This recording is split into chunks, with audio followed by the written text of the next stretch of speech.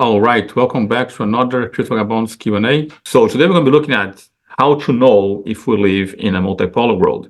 And the reason why we're doing this is because it's the first time in the history of the world that we have a unipolar world, and we need to find out, are we on a bipolar, multipolar, or unipolar world? So we're going to have a roadmap, which is going to go in the following manner. We're going to first talk about the Cold War era, which was the bipolar world. And then we're going to be talking about the U.S. supremacy, because after the Cold War, the U.S. became the main power, or they became the leading power of the world, bringing the world to a unipolar world. Then we're going to ask, what is life like in a multipolar world? Because we have historical evidence of that. And then we're going to talk, is the world we live in now today really bipolar or not? And then we're going to give our final thoughts and conclusions towards the end. So first thing, Cold War era, right? The US led the West against communism for 40 years. And that was a dispute between communism and capitalism, or the wars of ideologies. On one side, a capitalist ideology, on the other side, a communist ideology. And we have this going on for 40 years. Now, of course, at the end of the Cold War, which was the bipolar world, where you have one side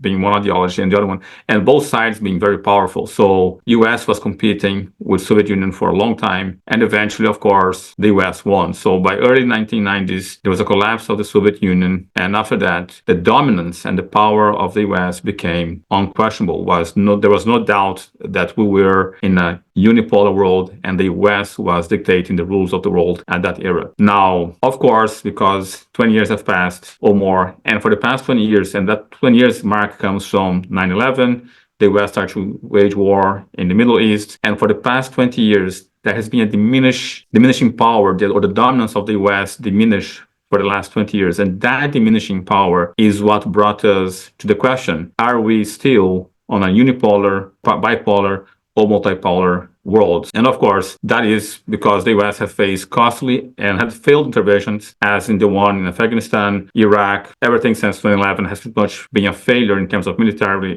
things. Also, there was the financial crisis of 2008. Not to mention that the US has been, at least in my view, for the past, I would say, since George Bush Jr., a series of presidents that has been, I would say, problematic, or I think problematic to say the least. So, and that also, of course, brought the country into polarization. People are questioning how powerful is the US, not just the power of US outside the US, how much power can it have on the other countries, but also how powerful it is within the country. And of course, we had 4 years under President Trump, which was pretty much an isolationist. He believes making America great again and bring things back to America. And of course, then we had Biden, and Biden allowed for the Russian invasion of Ukraine in 2022. Now, the invasion of Ukraine is the mark, or this is the stone mark that says, now we are challenging the unipolar world. We are challenging the power of the US, because before the invasion of Ukraine, no other country had challenged the US in the same way that Vladimir Putin did with the invasion of Ukraine in 2022.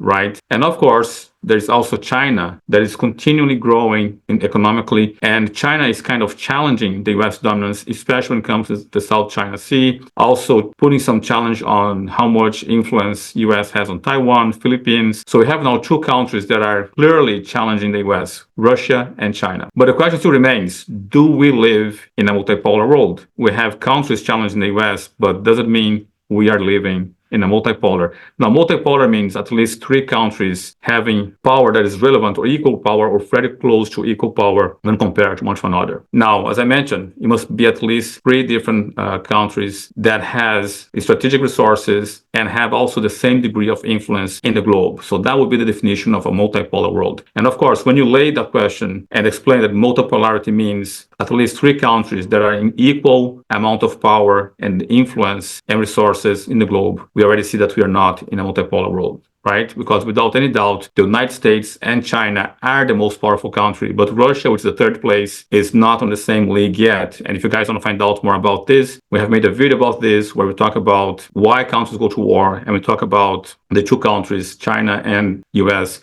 and we also show how Russia is not on the same league yet. It's a very small beast compared to the size of the US and China. So then the question would be, are we in a bipolar world? So the countries that could occupy the 3rd place are in no way comparable with the US. And that would be also French, Germany, and some other countries. So all countries that could possibly compete, they don't have even the equal population. The only one that has large population would be India, but India does not have wealth, doesn't have resources the same way that other countries has. We can measure also the strength of militarily and the GDP or the economical production indicators of those countries. So to measure how powerful a country is, we're going to be using how powerful it is militarily and how much power does it have in terms of GDP or economic production. But before we do that, let's go and look at before 1945, when we actually had a multipolar world. And that multipolar world was very chaotic because there were equal power or very close to equal power between countries, and countries could raise by alignment with another country and supersede the power of the other one, which caused countries and alliances to be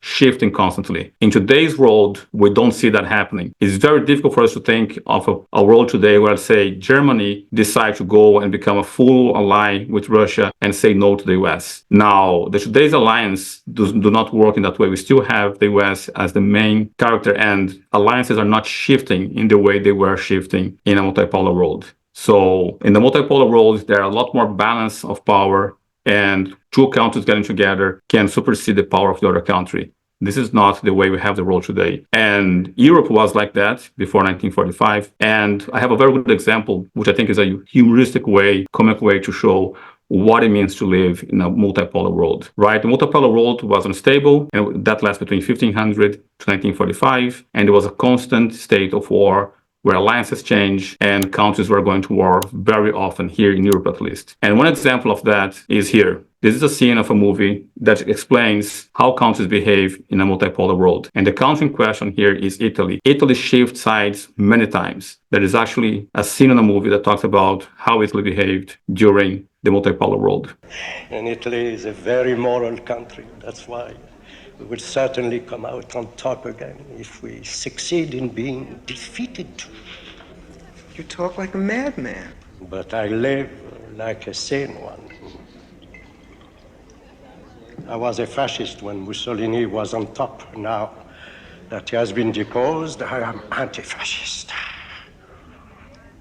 When the Germans were here, I was fanatically pro-German. Now I'm fanatically pro-American. You'll find no more loyal parties in all of Italy than myself. So this is one example on how it is in multipolar world, right? A country's changing sides all the time. And this is pretty much characteristic of that. We don't have that today. And just for the sake of humor, I'm just going to play the rest of the scene for you guys. You're a shameful opportunist. What you don't understand is that it's better to die on your feet than to live on your knees. You have it backwards. It's better to live on your feet than to die on your knees. I know. How do you know? Because I am 107 years old. How old are you? I'll be 20 in January. If you live.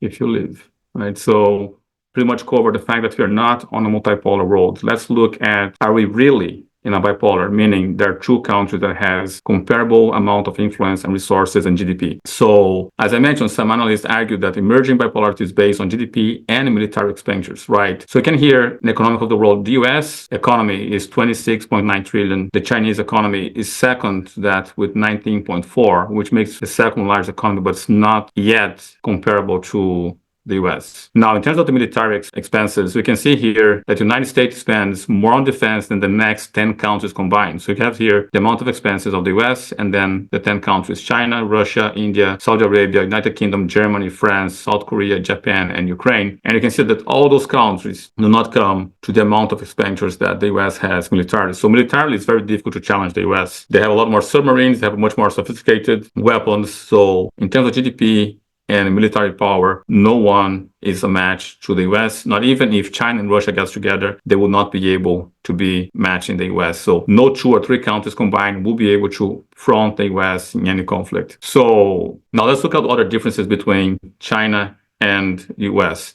We talk about the expenses and the GDP, but let's look at some other differences, right? China is becoming much less transparent in terms of their economic performance. We already saw on the graph there that China is the second largest economy 26.9 to 19.4. And China keeps giving data that there's an increase on the economy. Now, I believe those numbers between 1960, 1970, 1980, even to the year 2000, I believe those numbers should be kind of accurate. And the reason why I believe them to be accurate is because the Chinese economy was pretty much very small and non-existent.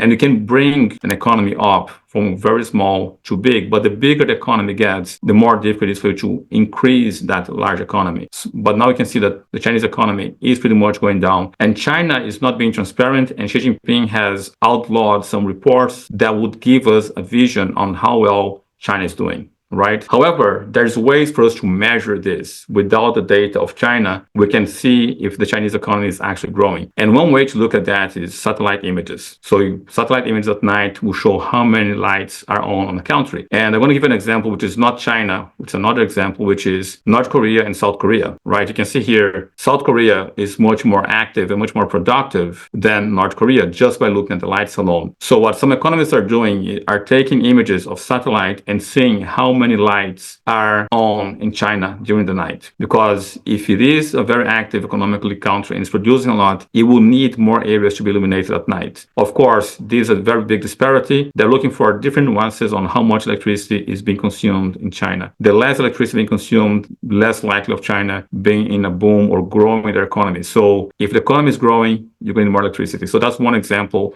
in which China can report a growth and we can use some data which is beyond China's control to verify if there's a growth or not. Now, there's also some information that has been leaked by the former Chinese Premier Li Qiang that he said that he doubts the numbers of China. He doubts the reports on how well the economy is going, and he doubts pretty much every number that comes from the government. So the idea that China is growing at the pace that they claim to be growing, I think is unrealistic nowadays. So data became unreliable and, of course, harder to obtain. Just this year, there's already another report which regarding employment that Xi Jinping just forbade the report from happening. So it looks like China is going down, but of course, as it is a communist regime, Xi Jinping is not going to allow for the world to see that that's actually happening. So another thing we can use indicators of an economic capacity. So assessing China's economic capacity involves considering proportion of China companies in a specific industry. So China say they are growing. Okay, we cannot really see the GDP, but we can see how does the companies in China compare to the companies in the West. So one way to look at that is indicators such as this one. The American companies, they rank first in global profit share, which is accounting for 74% of sectors when compared to 11% in China. So you can take companies that are involved in the financial market and see how much they profit, how big or how much of the rolled cake they have. And the US have this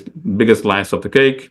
China only has 11%. So that is a way to compare that economically, China is not yet a match to compete with the US economically speaking. We already saw the expansive military, and of course, that's not there either. So now if you go to specific sectors, such as the high-tech sectors, you can see that American companies contribute to 53% of profits with all the patent revenues. So if you look how many patents are there registered and which country are patenting those things, the US holds 53% of the patents that are generating profit. That's intellectual property. We also have to look at how much each country is investing in research and development. So China is growing, but not yet to the point to compete with the US. So despite the growth of China, China is still really far behind the US when it comes to their GDP and military capacity. China does not have the military capacity of the US. The US has global military influence, and of course, China has maybe regional influence, military speaking. So it's very difficult for China to be competing with the US and us to believe that we are in a bipolar world because China is no match yet for the US. The United States maintain control over air, open sea, and space, making US to be the true global power. China is not there yet. China is working on certain things such as China is the first country to lay internet cables, for instance, trying to have dominion of the cyberspace. But China doesn't have as many satellites as the US, doesn't have as many submarines as the US, does not have as many airplanes controlling the airspace. The US is still indisputably the unipolar power of the world. So my conclusion is, despite all bipolar world, I still think we are in a unipolar world. Maybe not, the US is not as powerful as it was in the end of the 90s when the Cold War ended. I agree that the US has diminished its power, but we still live a unipolar world. That's my conclusion. Another thing I want to add to this is, if you look in terms of how much is required for China to grow to outpace the US, it's going to take a very long time. Now, we also need to look at the possibility that the US may collapse and then China will become the unipolar country. I think that's more likely because China is communist and they're going to a lot of projects that cannot conclude. Now, which one is going to collapse first? We do not know. But if the US collapse, which I think is very likely, then China may become the bigger, not by growing, outpacing the US, but by causing the collapse of the US. That's my view. The US is still dominant, is still the biggest power in the world, maybe partial compared to the 90s, but it's still the one power on the planet.